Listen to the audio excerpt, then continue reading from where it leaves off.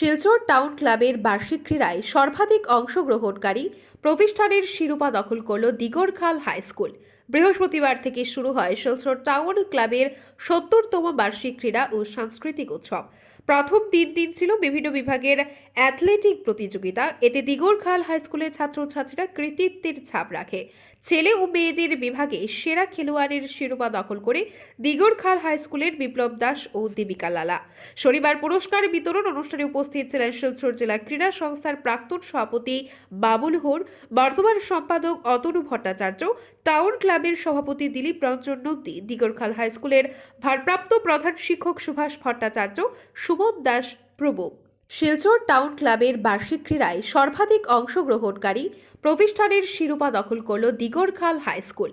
বৃহস্পতিবার থেকে শুরু হয় শিলচর টাউন ক্লাবের ৭০তম বার্ষিক ক্রীড়া ও সাংস্কৃতিক উৎসব।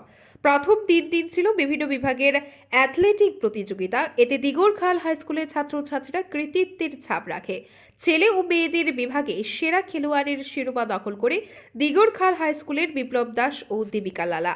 শনিবার পুরস্কার বিতরণ অনুষ্ঠানে উপস্থিত ছিলেন শিলচর জেলা ক্রীড়া সংস্থার প্রাক্তন সভাপতি বাবুল হোর, বর্তমান সম্পাদক অতনু ভট্টাচার্য, টাউন ক্লাবের সভাপতি দিলীপ রঞ্জন নন্দী, দিগরখাল হাই স্কুলের ভারপ্রাপ্ত প্রধান শিক্ষক সুভাষ ভট্টাচার্য, সুমন দাস প্রমুখ।